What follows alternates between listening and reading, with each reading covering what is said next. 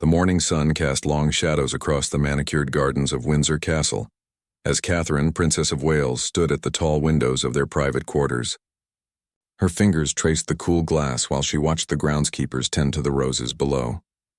Everything appeared normal from the outside, but inside these walls, nothing would ever be the same again. 3 weeks had passed since the doctor's words had shattered their world like fragile crystal hitting stone. The diagnosis had been delivered in a sterile room that smelled of antiseptic and fear, where medical charts and x-rays told a story no parent should ever have to hear. Their youngest son, Prince Louis, had been experiencing headaches and fatigue that they had initially dismissed as typical childhood complaints. But when the episodes became more frequent and severe, William had insisted on thorough medical examinations. The tumor was aggressive and rare, nestled deep within the brain where surgical intervention posed enormous risks. The royal physicians had consulted with specialists around the world, but the prognosis remained devastatingly clear. Time was no longer measured in years or even months, but in precious weeks that seemed to slip through their fingers like sand. Catherine remembered how William had gripped her hand so tightly during that first meeting with the oncologist that her wedding ring had left marks on her finger. The Prince of Wales, who had faced public scrutiny, family crises, and the weight of future kingship with remarkable composure, had crumbled in that moment. She had watched her husband transform from a confident leader into a desperate father, willing to trade everything for just one more day with their son. The decision to keep Louis's condition private had been unanimous among the senior royals. The boy deserved to live his remaining time without the intrusion of media speculation and public mourning. Palace staff had been sworn to secrecy, and only the most trusted advisors were informed of the situation. Official engagements were quietly canceled or postponed, with vague explanations about family time and private matters. Louis himself remained blissfully unaware of the gravity of his situation. At 7 years old, he understood that he wasn't feeling well and needed special medicine. But the concept of mortality was mercifully beyond his comprehension. His laughter still echoed through the halls as he played with his siblings, Prince George and Princess Charlotte, who had been told only that their baby brother was sick and needed extra love and attention. Catherine had thrown herself into research, contacting medical facilities across the globe and exploring every possible treatment option. She spent sleepless nights reading medical journals and corresponding with specialists who might offer even the smallest glimmer of hope. William had initially tried to discourage this obsessive quest, fearing it would only lead to more heartbreak, but he eventually understood that fighting for their son was the only way Catherine could cope with the helplessness that threatened to consume them both. The palace had quietly brought in the world's leading pediatric oncologists for consultations. Private jets had carried specialists from Johns Hopkins, Great Ormond Street, and renowned cancer centers in Switzerland and Germany. Each consultation had ended with the same gentle but firm conclusion.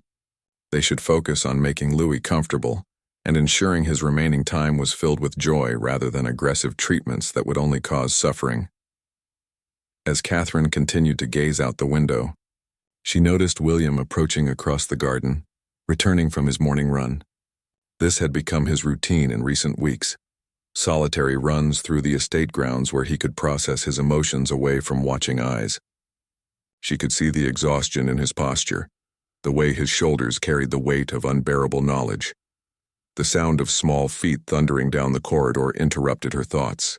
Louis burst into the room, still wearing his pajamas and clutching his favorite stuffed lion, a gift from his great-grandmother before she passed.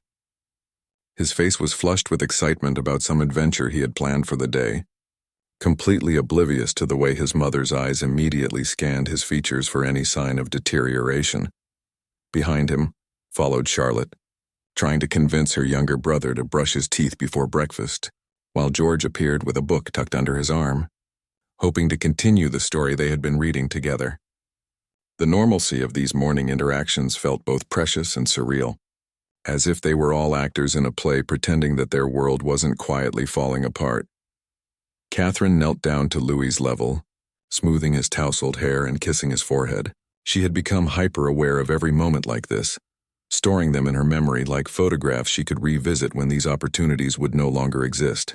The softness of his hair, the warmth of his skin, the way he giggled when she tickled his sides.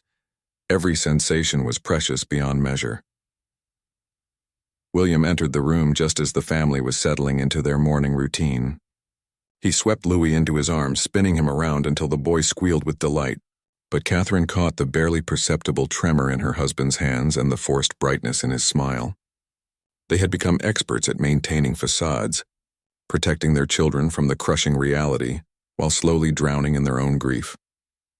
The medical team had recommended they begin discussing end-of-life care, a conversation that neither parent was prepared to have.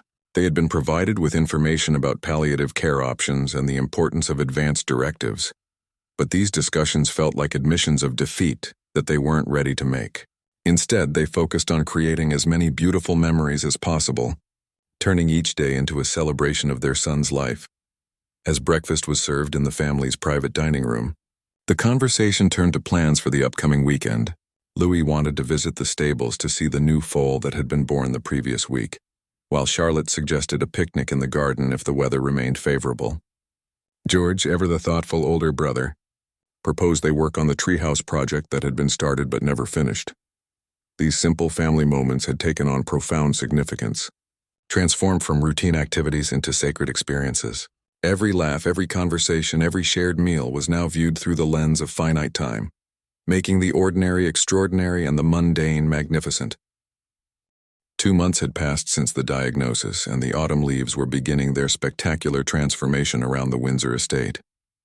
Catherine had insisted they spend as much time outdoors as possible, believing that fresh air and natural beauty would somehow strengthen Louis's spirit, even as his body grew weaker. The boy's energy levels had noticeably declined, though he still maintained his infectious enthusiasm for life. William had made the difficult decision to step back from most of his royal duties, delegating responsibilities to other family members and trusted aides. The official explanation cited a temporary need to focus on family matters, which wasn't entirely untrue. King Charles had been understanding and supportive, having faced his own health challenges, and had quietly redistributed William's commitments among other working royals. The palace had become a fortress of privacy, with increased security measures to ensure no unauthorized information leaked to the press. Staff members who had worked for the family for years noticed the changes, but respected the obvious need for discretion. Meals were often served in the family's private quarters rather than formal dining rooms, and public areas of the residence were avoided whenever possible. Dr. Sarah Mitchell, the lead pediatric oncologist, had become a regular presence at Windsor. She arrived each week for consultations, her medical bag containing the latest test results and treatment recommendations. Her gentle manner and honest communication had earned the trust of both parents, even when her updates brought difficult news about the tumor's progression. During their most recent consultation, Dr. Mitchell had confirmed what William and Catherine had both secretly feared. The treatments were no longer effective. The experimental medications that had initially shown promise were now causing more discomfort than benefit. The tumor had not only failed to shrink but had actually grown, affecting Louis's coordination and occasionally causing severe headaches that no amount of pain medication could completely alleviate. The conversation about transitioning to comfort care had been the most difficult discussion of their lives.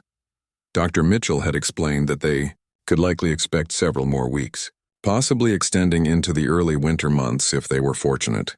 The focus would shift entirely to pain management and ensuring Louis's comfort, allowing him to spend his remaining time doing the things he loved most with the people who meant everything to him.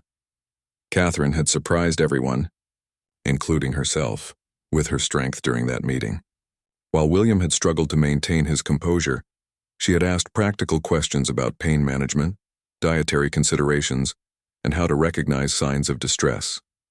Her maternal instincts had transformed her grief into fierce determination to ensure her son's final weeks would be as peaceful and joyful as possible. The decision had been made to bring additional medical equipment into the palace, creating a makeshift hospital room adjacent to Louis's regular bedroom. This would allow for immediate medical intervention if needed, while maintaining the comfort and familiarity of home. Nurses would be available around the clock, though they would remain as unobtrusive as possible to preserve the family's privacy and normalcy. George and Charlotte had been gradually prepared for what was coming. though the full reality had been carefully explained in age-appropriate terms. George, at 10 years old, had demonstrated remarkable maturity in understanding that his brother was very sick and wouldn't get better. Charlotte, younger but equally intuitive, had become exceptionally gentle with Louis, often sitting quietly beside him during his rest periods and reading stories aloud. The extended royal family had rallied around William and Catherine with unprecedented support. King Charles visited daily when his schedule permitted, often bringing small gifts or simply spending time reading to his grandson. Princess Anne had coordinated with palace staff to ensure all practical matters were handled smoothly, allowing the immediate family to focus entirely on Louis. Even estranged family members had reached out privately, offering support and understanding during this unimaginable crisis. William had begun keeping a private journal, documenting not just the medical progression, but also the small moments of joy that continued to emerge despite their circumstances. He wrote about Louis's delight in watching old cartoons, his insistence on wearing his favorite Superman cape to breakfast, and his ongoing fascination with the palace's resident corgis. These entries would become treasured memories, preserving the essence of their son's personality during his final weeks. The palace chaplain had become a regular visitor, though not in an overly religious capacity.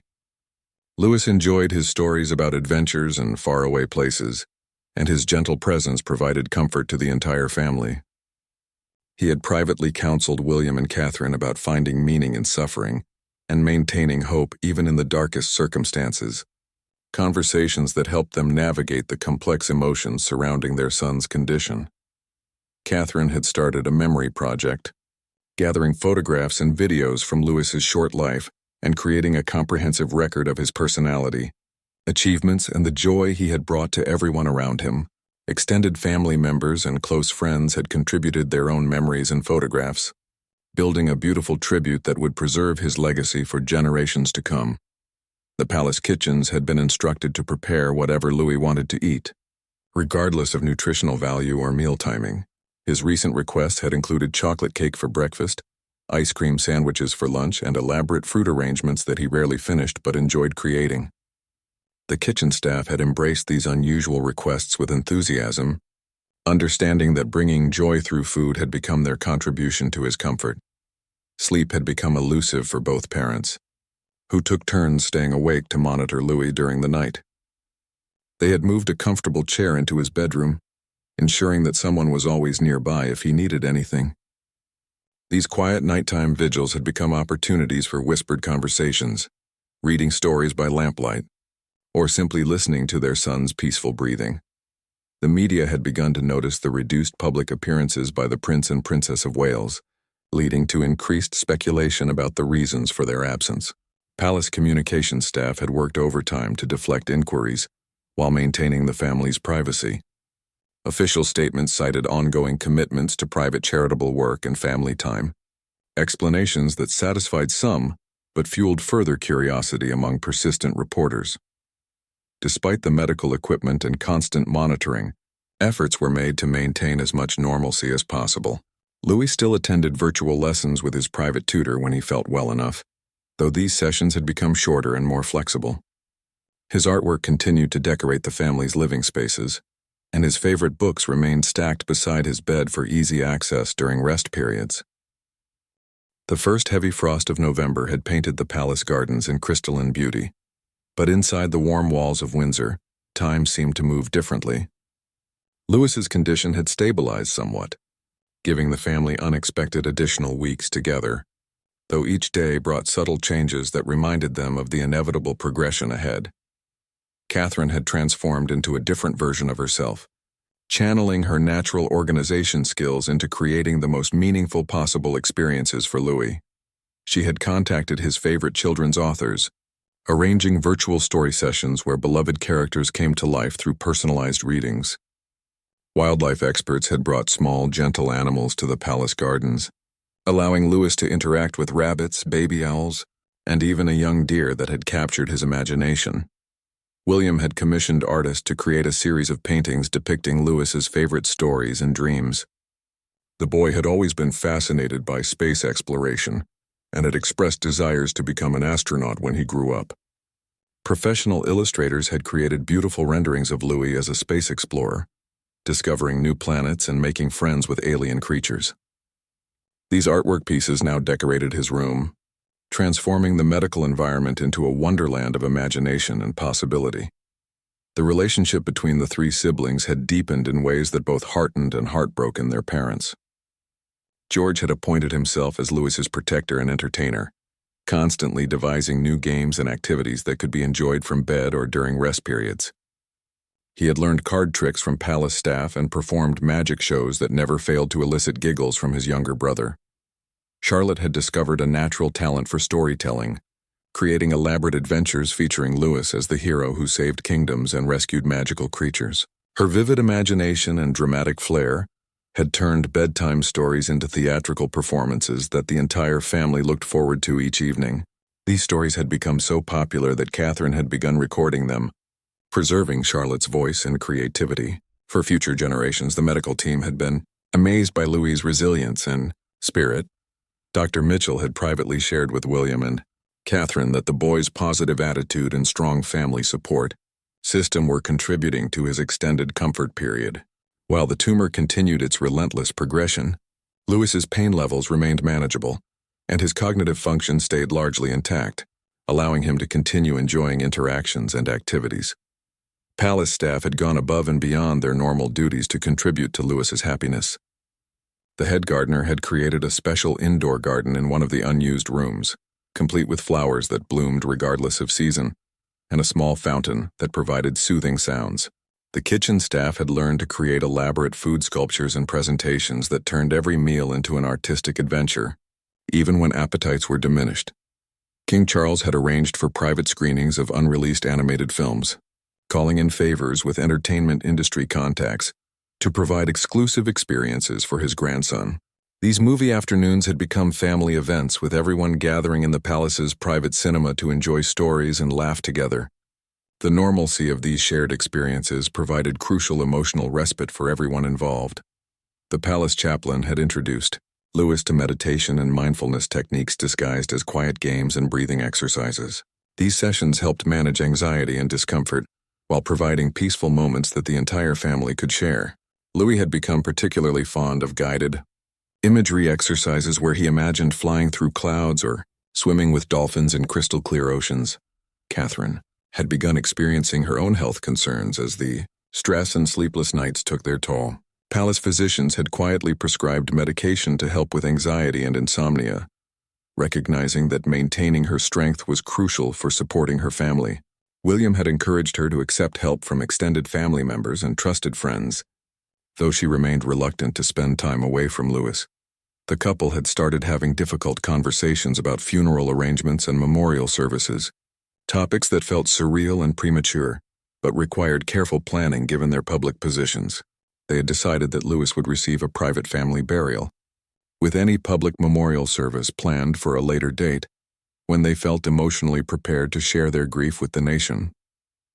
Letters and gifts from around the world had begun arriving at the palace, though the family remained unaware of their existence.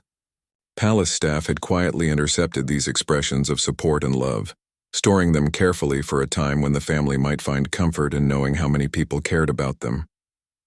The volume of these communications had surprised even experienced royal staff members, demonstrating the deep affection people felt for the young prince. Louis had begun experiencing more frequent episodes of fatigue, often falling asleep during activities that previously would have held his attention for hours. These rest periods had become opportunities for quiet family bonding, with everyone gathering around his bed to read, talk softly, or simply enjoy being together. The sound of gentle breathing and whispered conversations had replaced the louder games and activities of previous weeks. The palace had been prepared for the possibility of a rapid decline, with medical equipment and emergency protocols established to ensure Louis's comfort during any crisis. Dr. Mitchell had prepared William and Catherine for the signs they should watch for, conversations that were both necessary and heartbreaking. The focus remained entirely on comfort and dignity, ensuring that Louis would experience no unnecessary suffering. William had begun reaching out to other parents who had faced similar losses, seeking guidance and understanding from those who had walked this impossible path before them. These conversations, conducted in complete confidentiality, had provided valuable insights into managing grief while supporting surviving family members. The advice had been both practical and emotional, helping him prepare for the challenges ahead. Catherine had started a tradition of ending each day by writing a letter to Louis, expressing her love and documenting the small moments that made each day special. These letters had become a way to process her emotions while creating a lasting record of their final weeks together. She planned to give them to him when he was older, before realizing with crushing clarity that such a future no longer existed. The approaching Christmas season had taken on particular significance, as everyone understood this would likely be Louis's final holiday celebration. Plans were being made for an intimate family Christmas, with traditions adapted to accommodate his reduced energy levels, while still maintaining the magic and wonder that made the season special for children. December arrived with unusual warmth, as if nature itself was providing one final gift of gentle weather for the family's remaining time together. Louis had surprised everyone by experiencing what Dr. Mitchell cautiously termed a rally period, a temporary improvement in energy and appetite that sometimes occurred in the final stages of terminal illness. While this brought hope and joy to the family, the medical team had gently reminded them that such improvements were typically brief. Catherine had embraced this unexpected gift of time with fierce determination, organizing as many meaningful experiences as possible, while Louis felt well enough to enjoy them. The palace grounds had been transformed into a private wonderland, with fairy lights strung through the gardens and small surprises hidden throughout the estate for Louis to discover during his daily walks.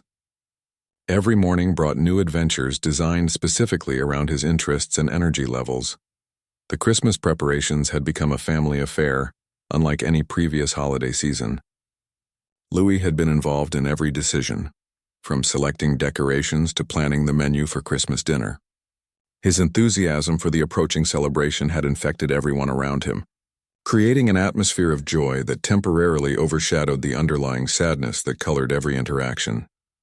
William had arranged for a professional photographer to discreetly document these weeks, understanding that these images would become invaluable treasures for the family. The photographer had specialized in working with families facing terminal illnesses, possessing the sensitivity and skill needed to capture genuine moments without intrusion. The resulting photographs showed a family determined to find joy and beauty, even in their darkest hour. George and Charlotte had thrown themselves into making Christmas perfect for their younger brother, spending hours creating handmade decorations and planning surprise performances for Christmas morning. George had learned Louis's favorite songs on the piano, while Charlotte had choreographed a dance routine that told the story of their family's love. Their dedication to their brother's happiness had been both inspiring and heartbreaking to witness. The palace staff had outdone themselves in creating magical experiences throughout the residence. The main hall had been decorated with an enormous Christmas tree that seemed to reach the ceiling, covered in ornaments that told the story of Louis's short life. Each decoration had been carefully chosen to represent a memory, an achievement, or a dream, creating a visual celebration of everything that made him special. Louis had expressed a desire to give presents to everyone he loved, leading to secretive shopping expeditions around the palace and its grounds. With Catherine's help, he had created personalized gifts for each family member, friends and staff members who had become important parts of his daily life. His excitement about giving these presents had provided motivation during difficult days when pain medication made other activities challenging. The approaching holiday had also brought unexpected visitors, as extended family members and close friends had quietly arranged to spend time with Louis during what everyone understood might be his final Christmas. These visits had been carefully coordinated to avoid overwhelming him while ensuring that important relationships were celebrated and honored. King Charles had commissioned a special documentary crew to create a private film celebrating Louis's life, interviewing family members and friends about their favorite memories and the impact he had made during his brief time on Earth. This project had provided therapeutic opportunities for everyone to express their love and share stories that might otherwise have been lost to grief and time. Catherine had begun experiencing anticipatory grief, struggling with the knowledge that each first might also be a last. The first Christmas morning, the first gift opening, the first family dinner. Every experience was simultaneously precious and painful, She had started working with a grief counselor who specialized in helping parents navigate terminal diagnoses, finding some comfort in having strategies for supporting her surviving children through the trauma ahead. The medical equipment in Lewis's room had been camouflaged as much as possible to maintain the illusion of normalcy during the holiday season. Oxygen tanks were hidden behind festive screens, and monitoring devices were disguised with colorful covers that matched the Christmas decorations. Dr. Mitchell and her team had worked to ensure that medical necessities didn't interfere with the magic of the season. Louis had begun having longer conversations about death, demonstrating a wisdom and acceptance that both amazed and devastated his parents. He spoke about missing everyone when he went to sleep for a very long time and worried about whether his siblings would remember to take care of his stuffed animals. These conversations had required tremendous strength from William and Catherine, who struggled to provide honest answers while maintaining hope and comfort. The boy's artistic abilities had flourished during this period, as if his creativity was intensifying as his physical strength diminished. He had created dozens of drawings and paintings, many depicting his family together in various adventures and celebrations. These artwork pieces had become treasured possessions, with each family member receiving personalized creations that captured Lewis's perception of their relationship. Palace security had been increased significantly as rumors about the family's situation began circulating in media circles.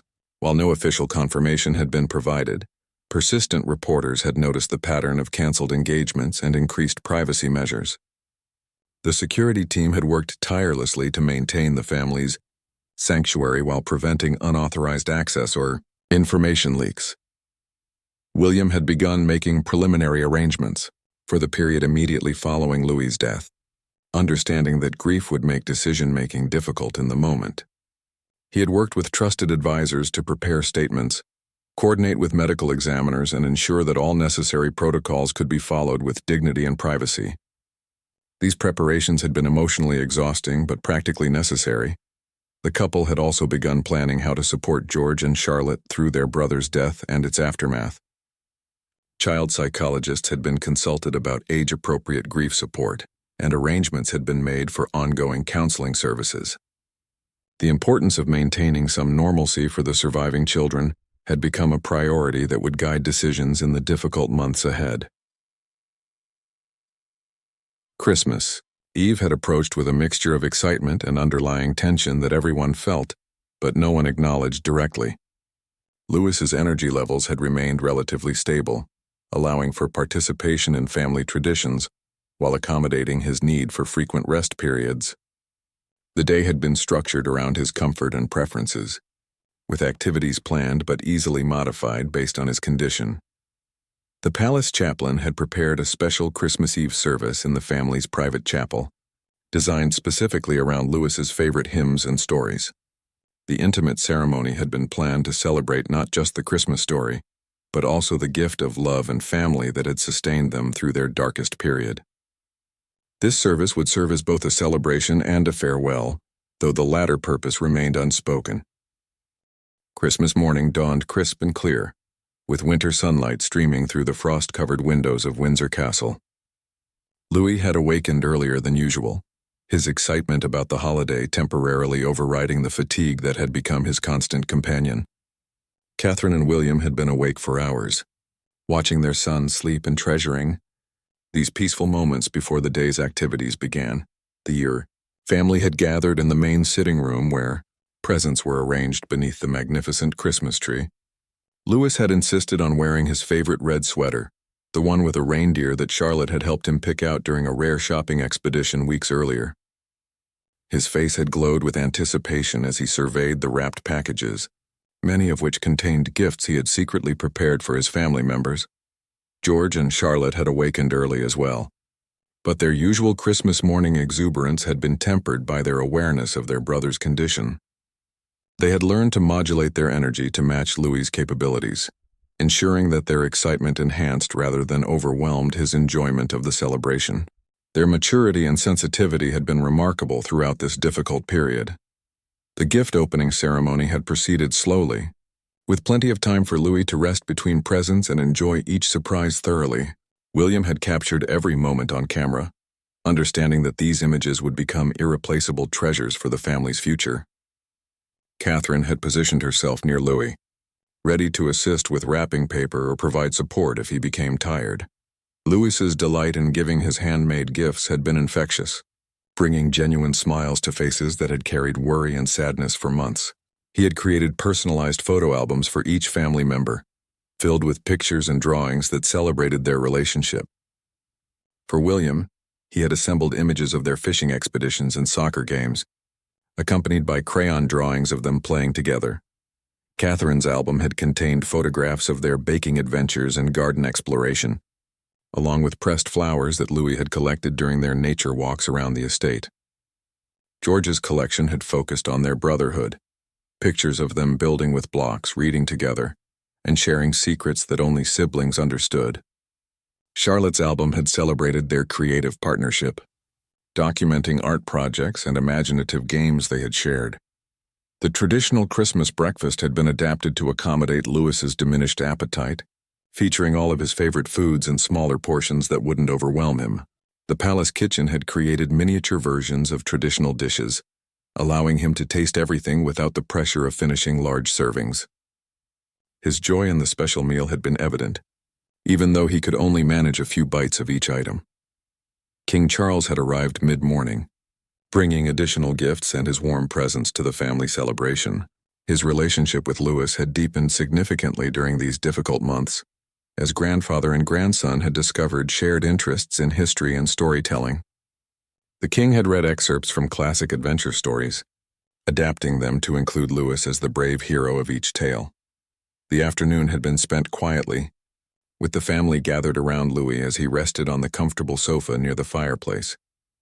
They had listened to Christmas music, shared stories, and simply enjoyed being together without the pressure of activities or entertainment. These peaceful moments had become increasingly precious as everyone understood how limited their remaining time together might be. Dr. Mitchell had made a brief visit to check on Louis's condition, pleased to find him comfortable and alert during the holiday celebration. She had privately updated William and Catherine about his status, confirming that while his condition remained stable, the underlying progression of his illness continued unchanged. Her gentle manner and honest communication had helped the family maintain realistic expectations while appreciating the gift of this special day. Evening had brought the family's traditional Christmas dinner, scaled down to accommodate Louis's energy levels, but maintaining all the elements that made the meal special. Louis had managed to participate in the conversation, sharing his favorite moments from the day and expressing gratitude for each person present. His eloquence and emotional maturity had been both remarkable and heartbreaking to witness. The day had concluded with the family gathered in Louis's bedroom, reading Christmas stories by lamplight and sharing quiet conversation. He had fallen asleep surrounded by his loved ones, a peaceful smile on his face and his favorite stuffed lion clutched in his arms. William and Catherine had remained beside his bed long after he had drifted off, holding hands and memorizing every detail of this perfect, bittersweet day. The week following Christmas had brought a noticeable change in Louis's condition. The rally period that had sustained him through the holiday had begun to fade, leaving him more fatigued and requiring increased pain management. Dr. Mitchell had gently prepared the family for the likelihood that they were entering the final phase of his illness, a conversation that everyone had dreaded but knew was necessary. Palace staff had responded to the changing situation with increased sensitivity and support. Meals were delivered quietly to the family's private quarters, and only essential personnel were permitted in areas where Louis might be resting. The residence had taken on a hushed, reverent atmosphere as everyone understood the gravity of the approaching transition. Catherine had intensified her focus on creating meaningful moments during Louis's wakeful periods. They had looked through family photo albums together, with Louis sharing his memories and favorite stories associated with each image. These conversations had provided opportunities for him to express his feelings and ensure that important thoughts were shared while he still felt strong enough to communicate clearly. William had begun reading adventure stories that had been adapted to include Louis as the central character, creating fictional narratives where his son could experience all the exciting journeys and heroic achievements that his illness had made impossible in reality. These personalized tales had captured Lewis's imagination and provided escapism during difficult moments when pain medication affected his clarity. The medical team had transitioned fully to comfort care, with the primary focus on pain management and maintaining Lewis's dignity during his final weeks. Sophisticated equipment had been brought in to monitor his vital signs without causing discomfort, and medication protocols had been established to ensure immediate response to any distress. The goal had become allowing him to slip away peacefully when his body was ready to surrender. George and Charlotte had begun their own preparation process, spending increased time with Lewis and creating their own special memories to sustain them through the grief that lay ahead. They had recorded videos of themselves reading his favorite stories, ensuring that his voice and their shared experiences would be preserved even after he was gone. The palace chaplain had increased his presence, providing spiritual comfort to the entire family while respecting their individual beliefs and needs. His gentle guidance had helped them find meaning in their suffering and maintain hope for reunion beyond death. These conversations had been particularly important for the children, who needed age-appropriate explanations for the spiritual aspects of death and dying. Christmas morning dawned crisp and clear, with winter sunlight streaming through the frost-covered windows of Windsor Castle. Lewis had awakened earlier than usual, his excitement about the holiday temporarily overriding the fatigue that had become his constant companion.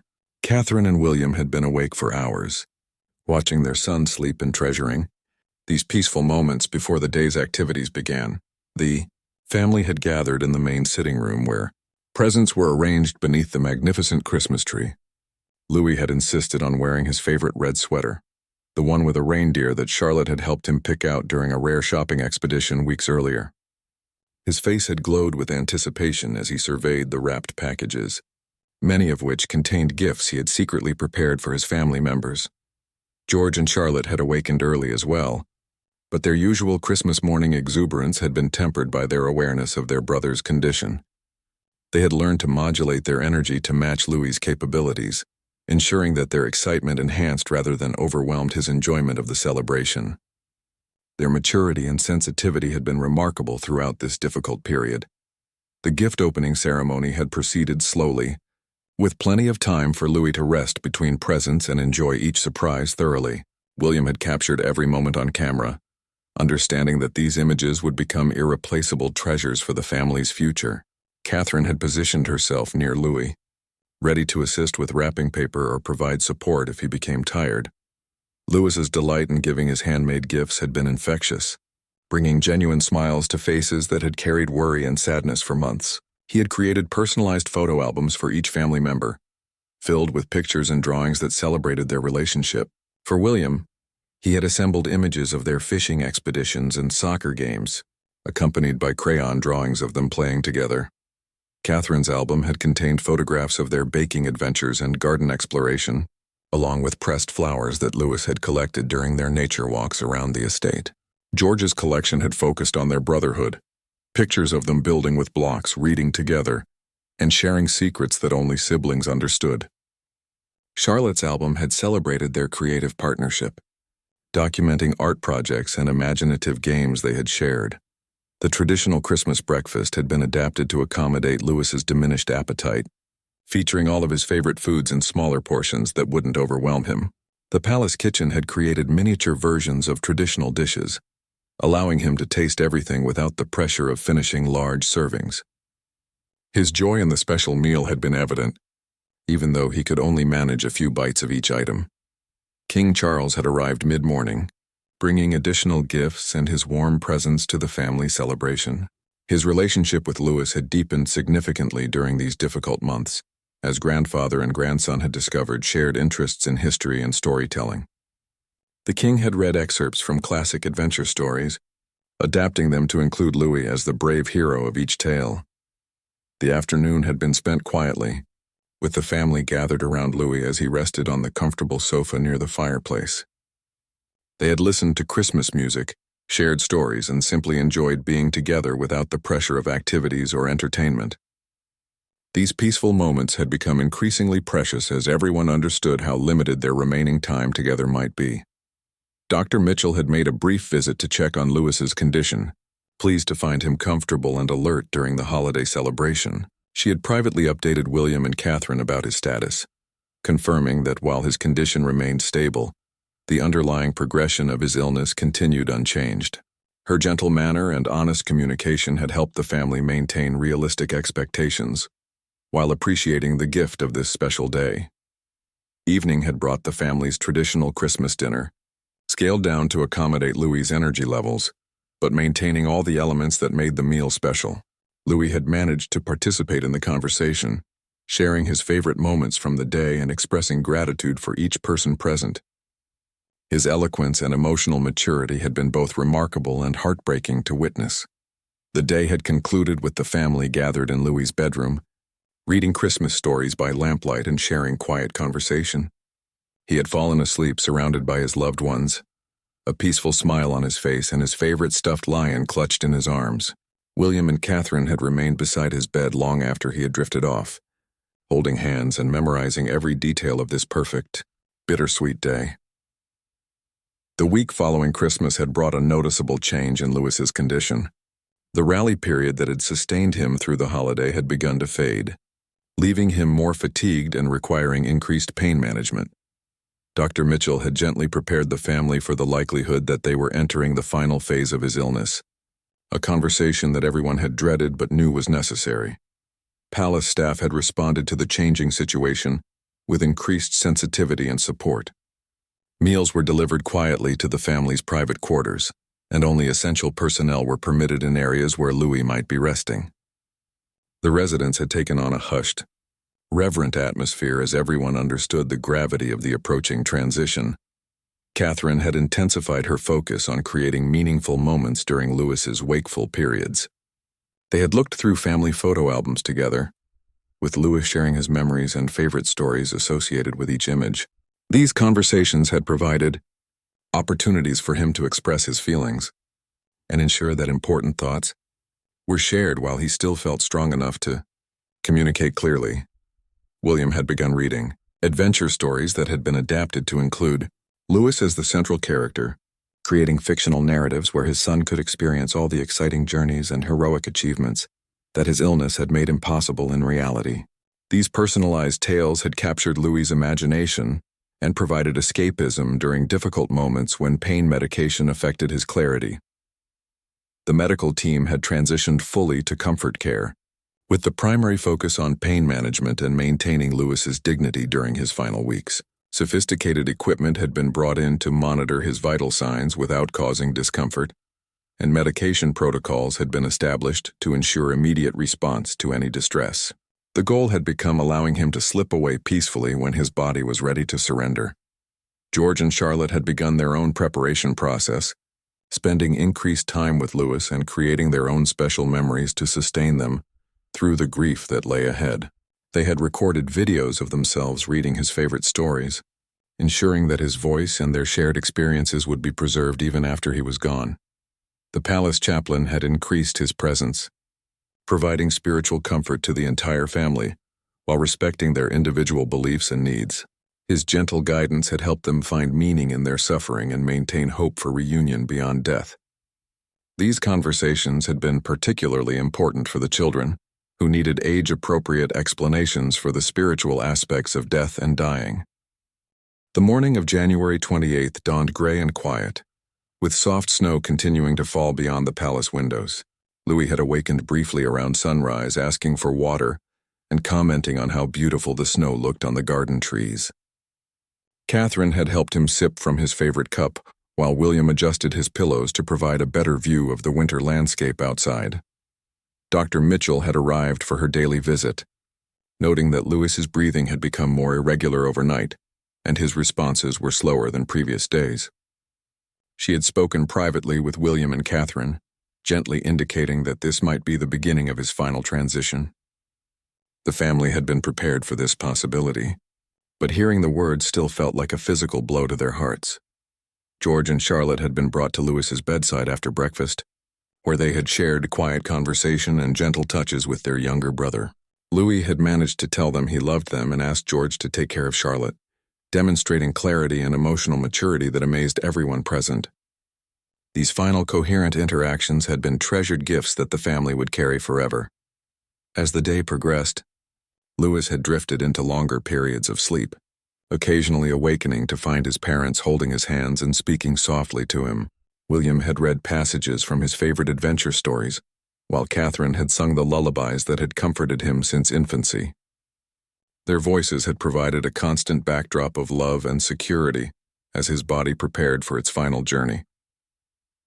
King Charles had arrived in the early afternoon, spending time at his grandson's bedside and sharing his own quiet words of love and goodbye. The king's presence had provided additional comfort to William and Catherine, who had drawn strength from his steady support throughout this ordeal. His grief had been evident but controlled, understanding that his role was to provide stability for his family during their darkest hour. The palace chaplain had offered final prayers and blessings, speaking about reunion and eternal peace in terms that provided comfort without causing distress. Louis had seemed peaceful during these spiritual moments, occasionally squeezing hands or moving slightly in response to familiar voices. The atmosphere in the room had been sacred and profound, filled with love that seemed to transcend the approaching loss. As evening approached, Louis's breathing had become increasingly labored despite the comfort, medications. Dr. Mitchell had quietly increased his pain, relief while assuring the family that he wasn't experiencing distress or discomfort. The medical team had withdrawn to provide privacy while remaining immediately available if needed for any interventions that might increase his comfort. William and Catherine had positioned themselves on either side of Louis's bed, each holding one of his small hands while speaking softly about their love for him. They had shared favorite memories, expressed gratitude for the joy he had brought to their lives, and assured him that they would take care of each other after he was gone. Their words had been both heartbreaking and beautiful, expressing the depth of parental love in its purest form. George and Charlotte had remained nearby, occasionally approaching to touch their brother gently or whisper their own messages of love. The children's presence had added layers of family connection that seemed to surround Louis with warmth and security. Their quiet strength had supported their parents while allowing them to participate meaningfully in these final sacred moments.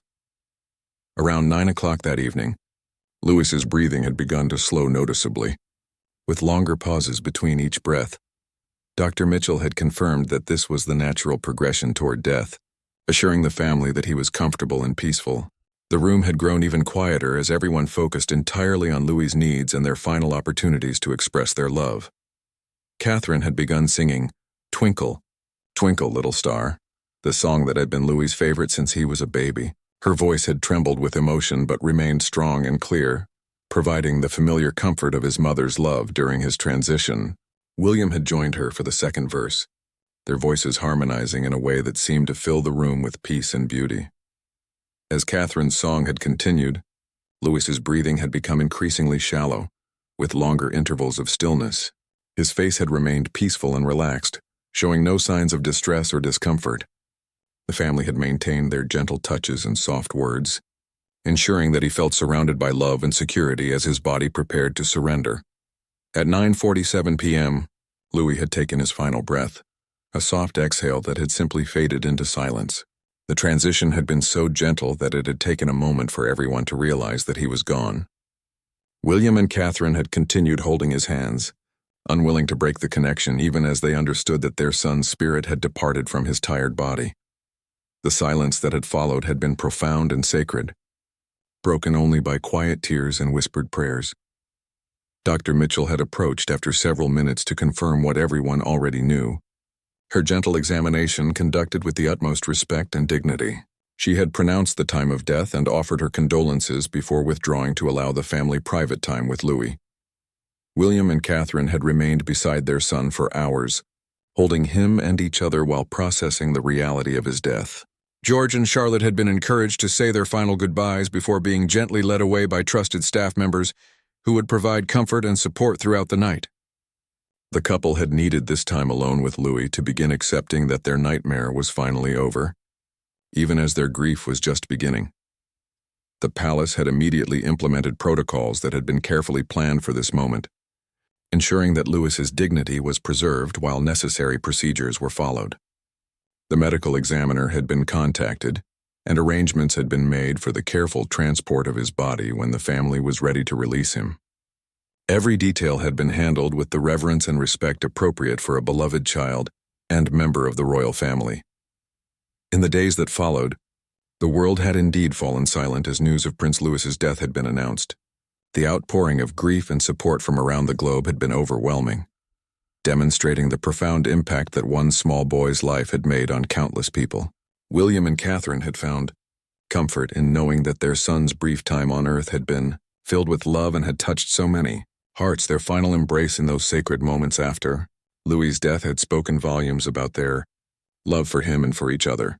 In that silence, they had found a strength that would carry them through the grief ahead and help them honor their son's memory while continuing to live and love in his honor.